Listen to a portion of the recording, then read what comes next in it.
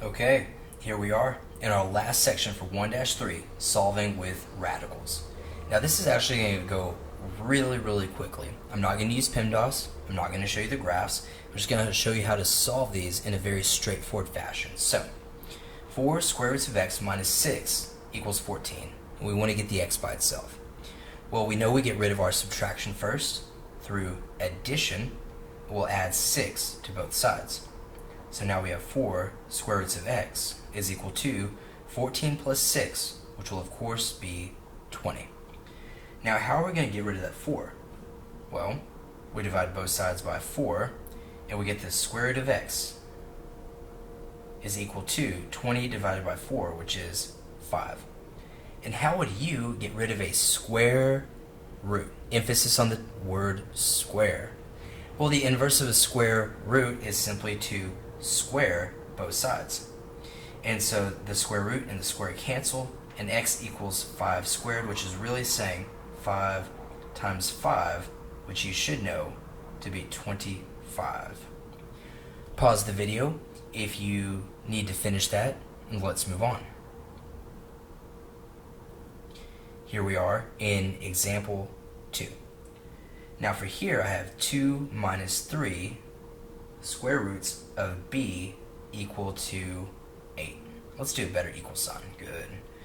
Now we know this 2 is positive, so in order to get rid of addition, we need to subtract 2 from both sides.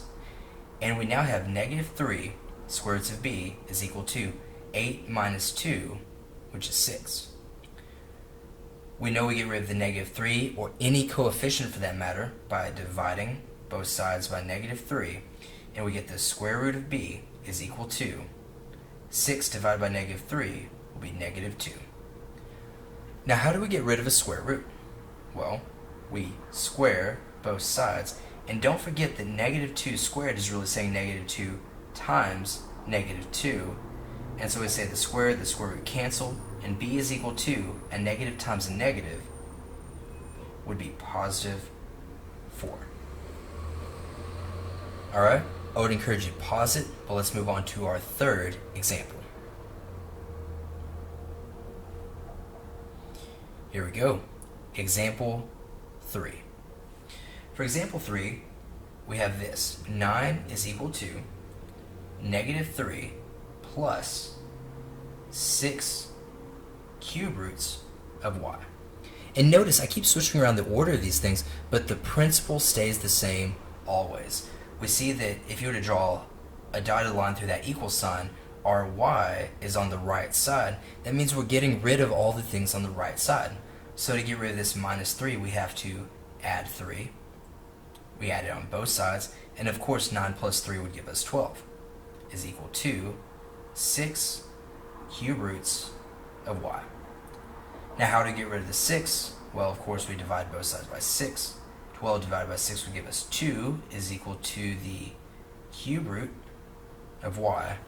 And of course, to get rid of a cube root, we simply cube both sides. And what is 2 cubed really?